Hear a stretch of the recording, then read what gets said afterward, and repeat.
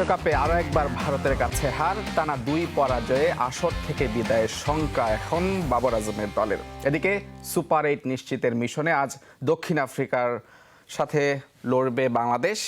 সব মিলে আত্মবিশ্বাসী টাইগার শিবির। দর্শক আমন্ত্রণ বিশ্বকাপ নিয়ে যমুনা টেলিভিশনের বিশেষ আয়োজন world cup crazy, presented by Lily. আপনাদের সাথে আছে আমি মুজনাবিন তারেক, আর আমার সাথে আছেন 3 জন অতিথি। শুরুতেই তাদের পরিচয় জেনে নিতে চাই। ফারহান ইহসান, সদস্য BCSA. Rajib Mark Chowdhury, founder member of BCSA. Ishtiaq Molla, general member BCSA, senior general member BCSA. দর্শক শুরুতে যেটি বলছিলাম যে বিশ্বকাপের সবচেয়ে হাই ভোল্টেজ ম্যাচটি কিন্তু গতকাল রাত হয়ে গেছে এবং সেখানে ভারত 6 রানে হারিয়েছে পাকিস্তানকে। লো স্কোরিং একটি ম্যাচ ছিল, সেই ম্যাচে পাকিস্তান তারা কিন্তু ভাগ্য বদলাতে পারেনি। শুরুতে এইটি নিয়ে আমাদের যারা অতিথি আছেন তাদের সাথে এই ম্যাচ নিয়ে একটু কথা বলতে চাই। ফারহান, ভারত পাকিস্তান ম্যাচ যেখানে ভারত জিতেছে, কি বলবেন? ভারতের প্রত্যাশিত জয় নাকি পাকিস্তানের প্রত্যাশিত হার, কোনটা? আসলে পাকিস্তানের সাথে তো আনপ্রেডিক্টেবল শব্দটা সবসময়ই জড়িত। তা আমার মনে হয় যে সেই আনপ্রেডিক্টেবল ব্যাপারটাকেই তারা আবার নতুন করে প্রমাণ করলো যে তাদেরকে আসলে ভরসা করার কোনো সুযোগই নেই। 119 রানের লক্ষ্য তারা করতে নেমে তারা যে এইভাবে 6 রানে হারবে, এটা এক কথায় অবিশ্বাস্য। এবং এই ম্যাচের মধ্যে দিয়ে কিন্তু বিশ্বকাপের ইতিহাসে পাকিস্তানের সর্বনিম্ন রান তারার রেকর্ডেও কিন্তু মানে এত লো স্কোরিং রান তারা করার রেকর্ডের তারা একটা ভাগ বসিয়েছে যে এর আগে কখনো এত অল্প রান তারা করতে গিয়ে পাকিস্তান হারেনি। এর আগে তারা সর্বোচ্চ অস্ট্রেলিয়ার বিপক্ষে মেলবোর্নে একবার হেরেছিল 128 রান তারা করতে গিয়ে। কিন্তু এই ম্যাচটাকে নিয়ে বলতেই হয় যে নাসাউ কাউন্টি ক্রিকেট স্টেডিয়াম কিন্তু এমনিতেই একটু ড্রপ ইন পিচ, এবং এখানে উইকেটটা একটু দেখে শুনে খেললে হয়তো তারা কিছু করতে পারতো, কিন্তু 119 রান তারা করতে পারবে না পাকিস্তানে, এটা হয়তো কেউ স্বপ্নেও ভাবেনি। ইভেন আমিও খেলা কিন্তু ভেবেছি যে জিতেই গিয়েছিল পাকিস্তান, কিন্তু শেষ পর্যন্ত তারা পারেনি। সব মিলিয়ে উইকেট নিয়ে একটা আলোচনা ছিল যে ড্রপ ইন উইকেট, যেহেতু এর আগের ম্যাচগুলো আমরা দেখেছি সেখানে লো স্কোরিং ম্যাচ ছিল। কিন্তু পাকিস্তান, ভারত যখন 119 রানে ভারতকে অল আউট করলো, সেখানে তাদের ব্যাটিংয়ের শুরুটাও খুব ভালো ছিল। এক পর্যায়ে 72 রান করে ফেলেছিল 12 ওভারে। ম্যাচটা যখন একদম পাকিস্তানের হাতে, প্রেডিকশনও ছিল 90% পাকিস্তানের পক্ষে, সেই ম্যাচটা হেরে যাওয়া, যেটা আমি ফারহানকে প্রশ্ন করছিলাম যে আসলে পাকিস্তানের প্রত্যাশিত হার কিনা। বিশ্বকাপ মানে আমরা জানি ভারতের কাছে পাকিস্তান হারে, 2021-এ একবারই শুধু ব্যতিক্রম হয়েছিল। এর আগে ওয়ানডে এবং টি20 মানে বিশ্বকাপ মানে পাকিস্তানের হার। সেই স্নায়ুচাপ বা সেটাই কি শেষ পর্যন্ত পাকিস্তানের ইনিংসে দেখা গিয়েছে কিনা, আপনার কাছে কি মনে হয়? সবার প্রথম যেটা বলতে হয় যে পাকিস্তান অলরেডি ইউএসএর সাথে হেরে একটা অনেক বড় চাপে ছিল, এবং এই ম্যাচটা পাকিস্তানের জন্য এক হিসেবে ডু অর ডাই। তো এই ম্যাচে পাকিস্তান তো অবশ্যই একটা প্রেশারে ছিল। তো সেই জায়গায় ইন্ডিয়া একটা ম্যাচ জিতেছে, তারা বেশ কিছুটা আগিয়ে ছিল মন মানসিকতার দিক থেকে। তো তারপরও ইন্ডিয়া, তাদের শুরুটাও একটু চাপে ছিল ইন্ডিয়ার, যেহেতু পিচটাই আমরা জানি যে একটা বোলিং পিচ, একবার ফুল বোলিং পিচ, এখানে ব্যাটসম্যানদের সুবিধা বের করে আনাটা অনেক ডিফিকাল্ট। তো সেই জায়গায় ইন্ডিয়া যখন একটা লো স্কোরিং 120-এর একটা টার্গেট বেঁধে দিয়েছে, তখন পাকিস্তান তাদের একটা প্রেশার নিয়েই খেলেছে। আমার মনে হয় যে কালকে এত অল্প রানের টার্গেটে প্রেশারটা খুব বড় একটা এফেক্ট করেছে পাকিস্তানকে। যদিও শুরুর দিকে বা মোটামুটি খেলাটা পাকিস্তানের হাতেই ছিল, একটা সময় গিয়ে খেলাটা হাতছাড়া হয়ে যায়। এবং সেখানে অবশ্যই বুমরাকে বাহবা দিতে হবে, কারণ বুমরা কালকে অসাধারণ বোলিং করেছে এবং বুমরার একটা বড় কৃতিত্ব ছিল কালকের এই ম্যাচটা জয়ের পেছনে। এবং এখানেই আর কি পাকিস্তান আমার মনে হয় মানসিকভাবে আগেই হেরে গিয়েছিল, যার কারণে এত অল্প রানে আসলে তারা চেস করে ম্যাচটা বের করে আনতে পারেনি। এটা আসলে বোঝাই যাচ্ছে যে তারা একটা প্রেশার নিয়ে খেলেছে কালকে। আর না হলে আপনি যত বড়ই যাই বলেন আর কি, পাকিস্তানের মতো একটা দল, তারা মানে এটা অবিশ্বাস্য যে একটা মানে এরকম একটা সুযোগ যেখানে তারা জিতলে পরে ছোট দুইটা দলের সাথে বা একটা উইন হইলে তারা একটা চান্স আছে সুপার 8-এ ওঠার, খুব ভালো চান্স, কিন্তু এটা হাতছাড়া কেউ করবে না অবশ্যই। কিন্তু আমার মনে হয় কালকে পাকিস্তান দুইটা কারণে, এক হলো পিচটা একটু বোলিং পিচ ছিল, এখানে অবশ্যই বোলাররা সুবিধা নিয়েছে, আর পাকিস্তান দ্বিতীয়ত তারা মানসিকভাবে খুব বিধ্বস্ত ছিল, যার কারণে তারা উঠতে পারেনি।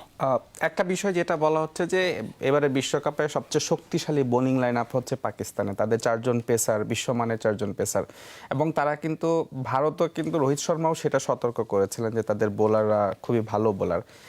সেই চাপটা ভারতের ইনিংসের সেটার প্রতিফলন আমরা দেখেছি। তারা মাত্র 119 রানে অল আউট হয়ে গেছেন। বোলাররা তাদের কাজটা করে দিয়েছেন। আপনার কি মনে হয় যে ভারতের যে ইনিংস সেখানে পাকিস্তানের এই বোলারদের নিয়ে আগে থেকে তাদের যে সতর্কতা এবং যে ভয়টা পাচ্ছিলেন সেটাই শেষ পর্যন্ত চাপ হয়ে এসেছিল? আমার মতে মনে হয় না যে মানে ইন্ডিয়ার প্রেশার মোমেন্টটা আসলে ওইভাবে ছিল। ইন্ডিয়া প্রতিবারই পাকিস্তানি বলারদের স্টাডি করেই তারা আসছে। সো এইখানে হয়তো পিচের কারণে তারা একটু প্রেশারে ছিল, হয়তো পিচে রান যখন করতে পারেনি তখনই তারা একটু মেন্টাল প্রেশারে ছিল। কিন্তু পাকিস্তানের ক্ষেত্রে আমার মনে হয় জিনিসটা একটু ডিফারেন্ট ছিল। আমার প্রসপেক্ট থেকে মনে হয় যখন 119-এ যখন ইন্ডিয়া অল আউট হয়ে যায়, পাকিস্তান তখন একটু কনফিডেন্সই চলে আসে যে আমরা তো এই ম্যাচ জিতবই। তো মোটামুটি ওরা একটা মনে হয় ওই জায়গাটা একটু ওভার কনফিডেন্স হয়ে গেছিলো পাকিস্তান। যখন ব্যাটিং আসছে তারা ওই মোটিভেই খেলছিল যে আমরা তো ওভার রেটে 6 করে আমাদের থাকলে আমরা ইজিলি জিতে যাব। ওইভাবেই তারা বেশি, আমার মনে হয় প্রয়োজনের তুলনায় তারা এই ধীরে স্থিরে খেলতে গিয়ে বেশি ডট খেলে ফেলছে। এবং একটা সময় গিয়ে আমার মনে হয় রেজওয়ান যখন ডটটা একটু বেশিই খেলছিলেন, যে আমি এক সাইড দিয়ে হয়তো কভার করি, অন্যরা হয়তো সেটা ট্যাকেল দিবে, কিন্তু ওইটাই কাল হয়ে গেছে। আমার মনে হয় যে একটু বেশি প্রেশার নিয়ে ফেলছে তারা ওই টাইমটাতে। যখন ডট বেশি হয়ে গেছে, একটু পরপর উইকেট চলে যাওয়াতে পাকিস্তান অ্যাজ ইউজুয়াল যে একটু প্রেশার মোমেন্টে থাকলে তখন তারা উল্টাপাল্টা খেলা শুরু করে। সেটাই কালকে মানে এর ব্যতিক্রম আমার মনে হয় না, সেম জিনিস। ফারহান, আপনার কাছে একটা প্রশ্ন, সেটা হচ্ছে যাদের দলের নেওয়া নিয়ে একটা প্রশ্ন ছিল খোদ ভারতীয়দের মধ্যেই, তার মধ্যে একজন ছিলেন হার্দিক পান্ডিয়া। আইপিএলে একদমই ভালো কাটেনি তার। তিনি প্রথম ম্যাচের পর কালকের ম্যাচটাও যদি আপনি দেখেন, টার্নিং উইকেট তিনি নিয়েছেন, ফাখর জামানও উইকেটটা নিয়েছেন, নিশ্চয়ই টার্নিং পয়েন্ট ছিল সেটা। আরেকজন হচ্ছে ঋষভ পান্ত, তাকে একদম মানে তার প্রতিভার প্রতি আস্থা রেখেই তাকে দলে নেওয়া হয়েছিল এবং সেটি কেন নেওয়া হয়েছিল সেটি তিনি প্রমাণ দিয়েছেন। 31 বলে 42 রানের ইনিংস খেলেছেন। বিষয়টা আপনি কিভাবে মূল্যায়ন করবেন? দেখুন, ইন্ডিয়া প্রফেশনাল একটা টিম, তারা অলরেডি একবার টি-20 ওয়ার্ল্ড কাপ জিতেছে এবং তারা যখন টিম সিলেকশন করেছে তারা সবকিছু ভেবে চিন্তাই করেছে। তো ঋষভ পান্ট আর হার্দিক পান্ডিয়া ওরা হয়তো আইপিএলে আপস অ্যান্ড ডাউন থাকতেই পারে। আইপিএল একটা লং টুর্নামেন্ট, এটা প্রায় 1.5-2 মাস ধরে হয়। তো এই টুর্নামেন্টে কিন্তু ঋষভ পান্টের ফিরে আসাটা এক কথায় অবিশ্বাস্য, অকল্পনীয়। এই জন্য কারণ হচ্ছে ও কিন্তু বিশাল একটা অ্যাক্সিডেন্ট থেকে ফিরেছে এবং অ্যাক্সিডেন্ট থেকে ফেরার পরে সে যে আবার স্বমহিমায় ফিরবে, ঠিক যেখান থেকে সে ফর্মটা স্কেপ করে মানে শেষ করেছিল জাতীয় টিমে এসে, কিন্তু সে তার সেই ফর্মটাই দেখিয়েছে এবং ওয়ার্ল্ড কাপের 2টো ম্যাচে কিন্তু সে পারফর্ম করেছে এবং বুঝিয়ে দিয়েছে যে সে কেন টিমে ডিজার্ভ করে জায়গাটা। একই কথা হার্দিক পান্ডিয়ার ক্ষেত্রেও বলা যায়। হার্দিক পান্ডিয়া কিন্তু শুরুতে কিন্তু আইপিএলের রোহিত শর্মার সাথে কিছুটা বিতর্ক বা খেলা মাঠের বাইরের বিতর্ক নিয়ে অনেক কথা হচ্ছিল তাকে নিয়ে, কিন্তু হার্দিক পান্ডিয়া যেভাবে নিজেকে প্রমাণ করেছে, বিশেষ করে প্রস্তুতি ম্যাচে কিন্তু বাংলাদেশের বিপক্ষে সুন্দর একটা ইনিংস খেলেছে সে, এবং সেটা দিয়ে কিন্তু সে তার যাত্রা বুঝিয়ে দিয়েছে এবং একইভাবে তার অলরাউন্ড পারফরমেন্স দিয়ে গতকালও কিন্তু পাকিস্তানের বিরুদ্ধে টার্নিং উইকেটটা নিয়েছে। তো সব মিলে আমি বলবো যে এই হার্দিক পান্ডিয়া এবং ঋষভ পান্ট দুইজনই কিন্তু কি প্লেয়ার এবং আপকামিং ম্যাচগুলোতেও ভারতের জন্য তারা দারুণ পারফর্ম করবে। পাকিস্তানের বিষয়টা যদি আমরা বলি, তারা ঘরের মাঠে টি-20 সিরিজ, এরপর ইংল্যান্ডেও তারা ভালো করতে পারেনি। বিশ্বকাপেও সেই ধারাবাহিকতায় আমরা দেখছি যে খুব একটা পরিবর্তন আসেনি তাদের ফর্মে।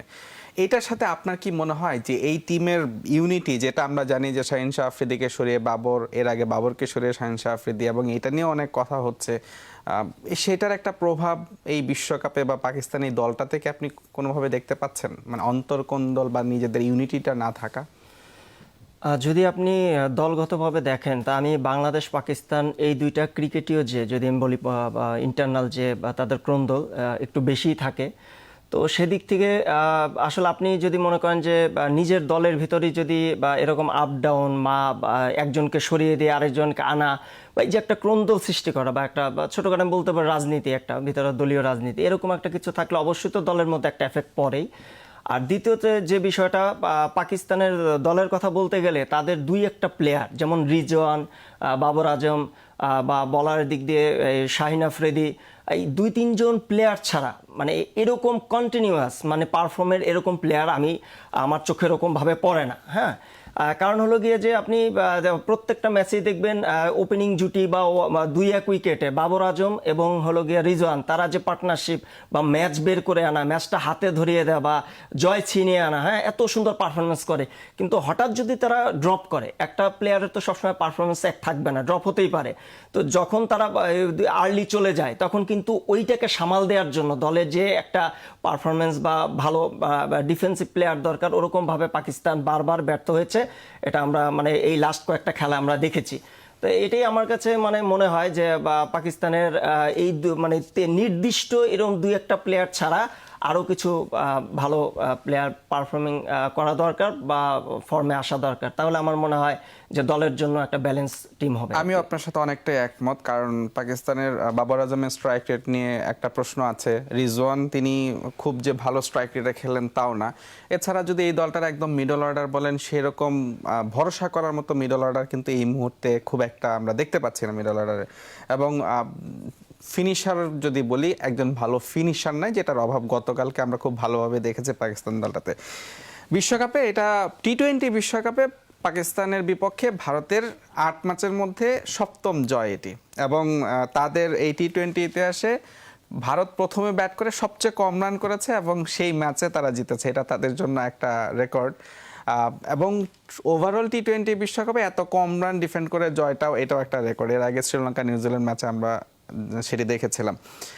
যদি আপনার কাছে আমার একটা প্রশ্ন, এই এখন যে সমীকরণে দাঁড়িয়ে আছে পাকিস্তান বা বাবর আজম, তাদের মেন্টাল কন্ডিশন এখন তো আপনার কাছে কি মনে হয় আয়ারল্যান্ডও তাদের কাছে অনেক বড় কঠিন প্রতিপক্ষ হয়ে দাঁড়াবে, আর বিশ্বকাপে আর কোনো সুযোগ আছে কিনা? আমার কাছে টু বি অনেস্ট পাকিস্তানের এই মুহূর্তে আর সুযোগ আমার মনে হয় একবারে নাই বললেই চলে, বিকজ তারপরেও এটা it's a cricket game, so unpredictable. But USA একটা ভালো পজিশনে আছে এই মুহূর্তে। তো আমার মতে মনে হয় যে পাকিস্তানের এই মুহূর্তে মেন্টাল যে কন্ডিশন আছে, পাকিস্তান একটু মোরালি ডাউনই থাকবে তারা এই মুহূর্তে, বিকজ এই ইন্ডিয়ার সাথে যদি তারা ম্যাচটা জিতে যেত, তারা মেন্টালি হেভি একটা বুস্ট আপ হতো, এবং আমার মনে হয় যে এইখান থেকেই তারা অন্য অনেক কিছু করতে পারতো, একটা মোমেন্টাম তারা পেতে পারতো, এবং সেই সহজ সুযোগটাও তারা হারিয়েছে। আমরা একটা বিজ্ঞাপন বিরতিতে যাব এবং সেখান থেকে ফিরে আমরা কথা বলবো, যেটি বলছিলাম যে বাংলাদেশ এবং নিউজিল্যান্ড দক্ষিণ আফ্রিকার ম্যাচ আজকে রাতে, সেটি নিয়ে কথা বলবো। দর্শক, আপনারা দেখছেন world cup crazy presented by Lily. একটা বিরতি নিচ্ছি, ফিরবো একটু পর, সাথেই থাকুন।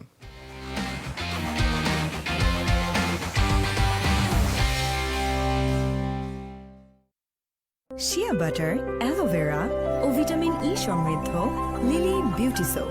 Lily, always be beautiful. ইনক্রিমেন্টের চেয়ে ট্রিটের খরচ বেশি, উপায় সিলেক্ট করুন, অ্যাড করুন, অর্ডার প্লেস করুন। ট্রেড নিতে আর দারুণ সব ডিল পেতে অর্ডার প্লিজ। বিকাশের ঈদ উপহার, ক্যাশ আউটে প্রতিবার ক্যাশব্যাক অফার।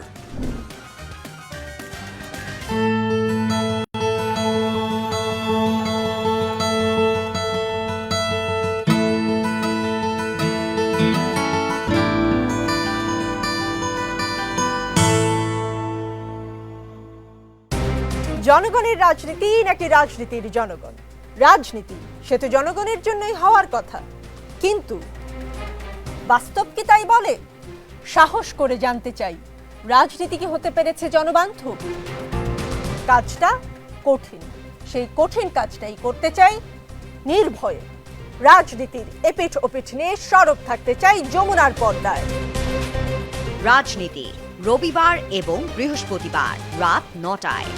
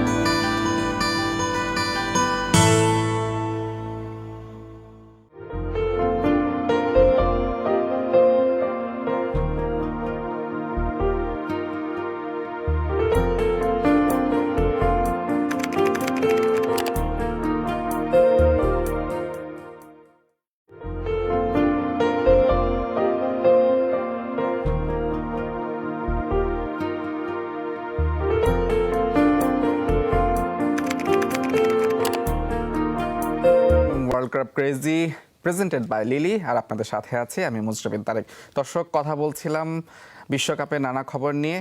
আজকে বাংলাদেশ এবং দক্ষিণ আফ্রিকা ম্যাচ রয়েছে রাত 8:30টায়। এই ম্যাচ নিয়ে আমরা কথা বলবো আমাদের আজকে তিনজন যে অতিথি আছেন তাদের সাথে। ফারহান, বাংলাদেশ দক্ষিণ আফ্রিকা ম্যাচ, বাংলাদেশের একটা মোমেন্টাম দরকার ছিল, সেটা তারা শ্রীলঙ্কার বিপক্ষে ম্যাচ শেষে পেয়ে গেছে। আজকের যে উইকেটে খেলাটা হবে, যেটা ভারত পাকিস্তান ম্যাচ হয়েছে এর আগে, নেদারল্যান্ডস এই উইকেটে 2টা ম্যাচ খেলেছে। বাংলাদেশের বিশ্বকাপ যাওয়ার আগে বাংলাদেশ অধিনায়ক তিনি বলেছিলেন যে 150-60 রানের একটা টার্গেট নিয়ে তারা খেলতে নামবেন। সেটার জন্য আদর্শ একটা উইকেট নিউ ইয়র্কের এই উইকেটটা। এই উইকেটের সুবিধা কতটুকু পাবে বাংলাদেশ? আমার যেটা মনে হয়, যেহেতু বাংলাদেশ এখানে ইন্ডিয়ার সাথে প্রস্তুতি ম্যাচটা খেলেছে, তো ডেফিনেটলি বাংলাদেশ সাউথ আফ্রিকা থেকে কিছুটা এগিয়ে থাকবে। সাউথ আফ্রিকা কিন্তু এখানে 2টা ম্যাচ খেলেছে, বাট সেই ক্ষেত্রে যেহেতু বাংলাদেশ ইন্ডিয়ার সাথে খেলেছে, সেটা মোরালি একটা বুস্ট আপ থাকবে বাংলাদেশের দিক থেকে। আর সাউথ আফ্রিকাকে আমি বলবো, ওরাও কিন্তু বিশ্বকাপে চোখ করেছে অনেকবার। তো লাস্ট ম্যাচেই যদি আমরা খেয়াল করি, নেদারল্যান্ড ম্যাচে কিন্তু তারা 6টি উইকেট হারিয়েছে সামান্য কিছু রান তুলতে গিয়ে, এবং শুরুর দিকে টপ অর্ডার কিন্তু পুরোপুরি ব্যর্থ হয়েছে। তো বাংলাদেশে ইতিমধ্যেই ফার্স্ট ম্যাচে রিশাদের ভেলকি আমরা দেখেছি, সেই সাথে যদি শেখ মাহাদিরও ইনক্লুশন হতে পারে, যদি সেটা হয়, বাংলাদেশ কিন্তু স্পিন সুবিধা দিয়ে দারুণ কিছু করতে পারে। তা আমার মনে হচ্ছে সাউথ আফ্রিকার বিরুদ্ধে বাংলাদেশের খুব ভালো সম্ভাবনা থাকবে। যদিও ড্রপিং পিচ, রান কিছুটা কম হবে, কিন্তু টসটাও একটা ফ্যাক্টর হবে। সেক্ষেত্রে বাংলাদেশ যদি বোলিংয়ে শুরুতে চাপ দিতে পারে, ভালো কিছুই আসবে। একটা বিষয় যেটা হচ্ছে যে এই উইকেট নিয়ে কথা বলছিলাম, এই উইকেটে সাউথ আফ্রিকা আমরা জানি তাদের প্রচুর হার্ড হিটার আছেন, একদম টপ অর্ডার থেকে শুরু করে মোটামুটি মিডল অর্ডার এবং ফিনিশিংও ভালো হার্ড হিটার আছেন। তাদের জন্য যেখানে হাই স্কোরিং উইকেট হলে সেখানে তাদের জন্য সুবিধা। সেই দিক থেকে এই উইকেটে স্ট্রাগল করতে হচ্ছে, এবং তাদের টপ অর্ডার কিন্তু খুবই বাজে ফর্মে আছে। মার্করাম বলেন, ডিকক বলেন, রেজা হেনরিক্স বলেন, কেউই কিন্তু ফর্মে নেই। এইটা বাংলাদেশের জন্য বাড়তি পাওনা কিনা? কারণ বাংলাদেশের জন্য আদর্শ উইকেট অনেকটা মিরপুরের উইকেট, আমরা যদি বলি যে লো স্কোরিং উইকেট হবে, এবং সাউথ আফ্রিকাকে স্ট্রাগল করতে হচ্ছে লাস্ট 2টা ম্যাচে আমরা দেখেছি। বাংলাদেশের জন্য এটা বাড়তি পাওনা কিনা, আপনার কাছে কি মনে হয়? আমার কাছে মনে হয় যে সাউথ আফ্রিকা যেহেতু এই পিচে আরও 2টা ম্যাচ খেলেছে, অলরেডি তারা এই পিচ সম্বন্ধে একটা ভালো একটা আইডিয়া নিয়ে নিয়েছে, এবং তারা কিন্তু আজকে বাংলাদেশের সাথে খেলাটা ওইভাবেই শুরু করবে। এখন বাংলাদেশ ইন্ডিয়ার সাথে একটা ম্যাচ খেলেছে, কিন্তু এখানে যে হার্ড হিটারের যে কথা বললেন, এখানে এই পিচটা সম্পূর্ণ বোলিং সুবিধা পিচ।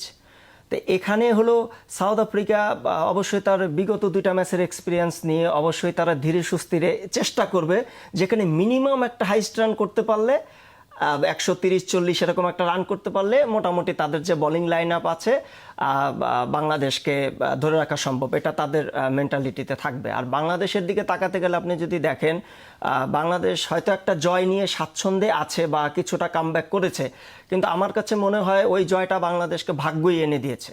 কারণ শেষ সিচুয়েশনে বাংলাদেশ ইজি খেলাটাকে যেভাবে বিজি করে তারপরে হলো তাকে জিততে হলো।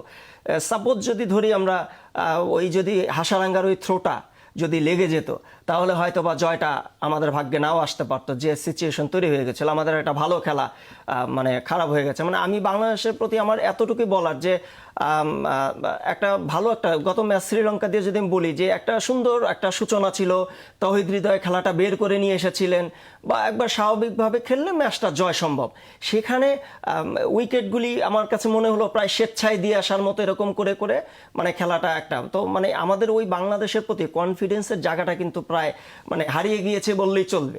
কারণ আপনি যখন একটা ভালো অবস্থান থেকে খেলাটাকে একটা খারাপ অবস্থানে নিয়ে যান, তখন আপনার প্রতি কনফিডেন্সটা আসলে করতে কষ্ট হয়। তারপরও সাউথ আফ্রিকার যে কথা বললেন যে এই পিচে বলাররা অবশ্যই সুবিধা নিবে, 2 দলের বলাররাই সুবিধা নিবে। এখন এখানে টসও একটা ফ্যাক্টর, কারণ যে আগে টসে জিতবে সেখানে পরে ব্যাটিং করলে আমার কাছে মনে হয় যে ধীরে সুস্থিরে ম্যাচটা উইন হওয়া সম্ভব। একটু সুবিধা পাবে।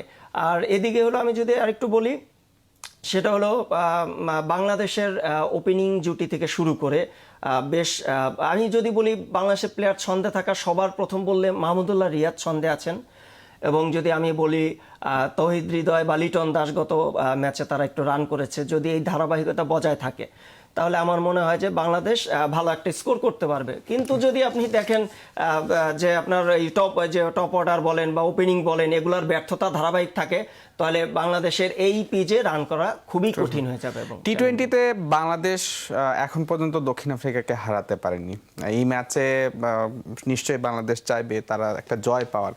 সেই ক্ষেত্রে টপ অর্ডারে সৌম্য সরকার তিনি প্রথম ম্যাচে ব্যর্থ হয়েছেন, এর আগে প্রস্তুতি ম্যাচগুলোতেও ব্যর্থ ছিলেন। আপনার কি মনে হয় এই ম্যাচে কি হাথুরু তাকে আরো একটা সুযোগ দেবেন, নাকি জাকের আলী অনেক দলে ঢুকতে পারেন? আপনার কাছে কি মনে হয়? আমার মনে হয় যে আরও একটা সুযোগ দিতে পারে এই কারণে, বিকজ সৌম্য সরকারের কিন্তু বিগ টিমের সাথে তার পারফরমেন্সগুলোও কিন্তু একটু চেক করার মতো। সে সাউথ আফ্রিকার সাথে এর আগেও ভালো খেলেছে, তার হয়তো প্রিভিয়াস ট্র্যাক রেকর্ড দেখে হয়তো তাকে আরেকবার সুযোগ দেওয়া হবে। কিন্তু আমার মতে এইখানে একটা জিনিস যদি আমরা দেখি যে টচ একটা অনেক বড় ফ্যাক্টর। আর সাউথ আফ্রিকার আমরা যেটা বললাম যে হয়তো ব্যাটসম্যানরা ফর্মে খুব বেশি একটা নেই, কিন্তু আপনার সাউথ আফ্রিকার বলাররা কিন্তু দারুণ ফর্মে আছে। তো এইখানে কিন্তু আমরা বাংলাদেশ ব্যাটসম্যান যদি আগে ব্যাটিং করে টচে কোনোভাবে হেরে যায় বা জিতে যেটাই হোক, কিন্তু আগে ব্যাটিং করলে আমার মনে হয় যে পেস বলারদের সাউথ আফ্রিকার পেস বলারদের অবশ্যই দেখে শুনে খেললে আমার মনে হয় ভালো একটা কিছু করা উচিত। এবং আমাদের ক্যাপ্টেন কিন্তু একটা কথা বলেছে যে সব ব্যাটসম্যান প্রতিদিন ভালো খেলবে না। আমাদের যে ওপেনিং 4টা প্লেয়ার আছে, এই 4টা প্লেয়ারের একজন যদি ভালো পারফরমেন্স করতে পারে কোনো একদিন, তাহলে কিন্তু ম্যাচ বের করা সম্ভব। তো গত ম্যাচে যেহেতু লিটন একটু সাপোর্ট দিতে পেরেছে, এই ম্যাচে যদি সৌম্য সরকার বা আমাদের ওপেনিং প্লেয়ারে তানজিদ তামিম আছে, তারা যদি একটু সাপোর্ট দিতে পারে, আমার মনে হয় যে ভালো একটা স্কোর আসা পসিবল আছে। একটা বিষয়, শরীফুল তিনি কিছুটা ফিট হয়ে উঠেছেন, কিন্তু ম্যাচ শেষ পর্যন্ত খেলবেন কিনা এটা নিয়ে একটা সংশয় আছে। এর আগে আপনিও বলছিলেন যে শেখ মাহাদির এই ম্যাচে একটা সুযোগ আছে। রিশাদ তো তিনি ভালো ফর্মে আছেন। মাহাদির ঠিক কি কারণে এই ম্যাচ একাদশে তাকে রাখা যেতে পারে? আপনার কাছে কি মনে হয়? আসলে সাউথ আফ্রিকার উইকনেস বা স্ট্রেংথের ব্যাপারটা ক্যালকুলেশন করেই তো বাংলাদেশের কোচরা একাদশ সেট আপ করবে। তো সেই ক্ষেত্রে আমার মনে হয় যেহেতু সে বোলিং অলরাউন্ডার, তো কোনো কারণে যদি বাংলাদেশ এটা চিন্তা করে যে পেসার একজন কম খেলিয়ে স্পিনার একজনকে বেশি খেলাবে, সেই ক্ষেত্রে এটা হতে পারে। তবে আবার এটাও মাথায় রাখতে হচ্ছে যেহেতু নাসাউতে খেলা হচ্ছে এবং এখানকার ড্রপ ইন পিচ, সেক্ষেত্রে বাংলাদেশ হয়তো 3 পেসারকেই খেলাবেন। তো শরীফুল যদি পুরোপুরি ফিট হন উনি ব্যাক করবেন, আর যদি উনি না থাকেন তো সেক্ষেত্রে তো মুস্তাফিজ এবং তাসকিনের সাথে আমাদের সাকিব আছেন। তো সেই ক্ষেত্রে কম্বিনেশনটা এমন হবে যে 3 পেসার সাথে রিশাদ, সাকিব এবং সেই সাথে মাহমুদুল্লাহর বোলিংটাও আমরা পেতে পারি। সবশেষ ম্যাচে তাওহিদ তিনি দারুণ খেলেছিলেন। এই ম্যাচেও নিশ্চয়ই তাকে নিয়ে অনেক আশা থাকবে বাংলাদেশের, যেটি আসলে টপ অর্ডারে যেহেতু রান আসছে না, সেক্ষেত্রে হার্ড হিটার যদি আমরা এখন বলি সেক্ষেত্রে তাওহিদ ভরসা। এই ম্যাচে তাকে নিয়ে কি প্রত্যাশা? সর্বপ্রথম বলতে গেলে যে বাংলাদেশের যে পারফরমেন্সের ধারাবাহিকতা, এটা নিয়ে তো সবসময় একটা প্রশ্ন থাকে। যদি ধারাবাহিকতাটা যদি কন্টিনিউয়াস থাকে, অবশ্যই আমরা এই ম্যাচে ভালো কিছু আশা করতে পারি। লিটন দাস বা হৃদয় বা যদি ওপেনিং দুজনের মধ্যে একজন রান পায়, হ্যাঁ, এরকম 3-4 জন রান পালেই অল্প অল্প যদি 20-30 করেও করেন, এখানে যে একটা স্কোর হবে এটা একটা চ্যালেঞ্জিং স্কোর হবে এখানে, যেহেতু এটা বোলিং পিচ। কিন্তু এই ধারাবাহিকতাটা হলো গিয়ে যে বাংলাদেশ আমরা প্রায় সময় দেখেছি ধারাবাহিকতা থেকে ছিটকে যায়, এটা একটা বড় বিষয়। আর আরেকটা বিষয় যেটা যদি কথা বলি যে সাউথ আফ্রিকার ব্যাটিং লাইন আপ আমরা জানি। আচ্ছা, আমি একটু তাওহিদ হৃদয় নিয়ে একটু জানতে চাচ্ছি আর কি। তাওহিদ হৃদয় আবার কি তার প্রতি প্রত্যাশাটা কেমন থাকবে এই ম্যাচে? তাওহিদ হৃদয় বর্তমানে যদি আপনি বাংলাদেশের সেটআপের মধ্যে বলেন, one of the most dominating player আমি বলতে পারি, যে লাস্ট কয়েকদিনে সে কনসিস্টেন্ট পারফর্ম করছে। তো আমার মনে হয় তাওহিদ হৃদয় অবশ্যই চাবে যে তার যে নিজের বেস্টটা দিতে। সে বরাবরই বলে আসছে, আপনি যখন অ্যাজ আ চ্যাম্পিয়ন, আপনি যখন একটা চ্যাম্পিয়ন, আপনার মেন্টালিটি থাকবেও চ্যাম্পিয়নের মতো। সে তো চ্যাম্পিয়ন ব্যাচ থেকে আসছে, তার মেন্টালিটিও কিন্তু চ্যাম্পিয়নের মতো, যে আমরা জিততে চাই। তো লাস্ট কিন্তু ওয়ার্ল্ড কাপে যখন আমরা দেখেছি আইসিসি একটা ভিডিও কভারেজ করছিলেন, তো সেখানে কিন্তু সবাই বলছে যে আমরা ভালো খেলবো বা পরের রাউন্ডে যাবো। সেই কিন্তু একমাত্র প্লেয়ার যে বলছে আমরা চ্যাম্পিয়ন হওয়ার জন্য যাব। তো মেন্টালিটি মোরালি সে অনেক স্ট্রং নিঃসন্দেহে এবং সেটি মাঠে তার প্রতিফলন আমরা দেখেছি। এবং তবে এই ম্যাচে বাংলাদেশের জন্য হুমকি হতে পারেন নরকিয়া। তিনি কিন্তু সবশেষ টি-20 বিশ্বকাপে 10 রানে 4 উইকেট নিয়েছিলেন। দর্শক, আমরা কথা বলছিলাম বিশ্বকাপের নানা খবর নিয়ে। আজকের মতো শেষ করছি world cup crazy presented by Lily. বিশ্বকাপের সব আয়োজনে থাকুন যমুনা টেলিভিশনের সাথেই।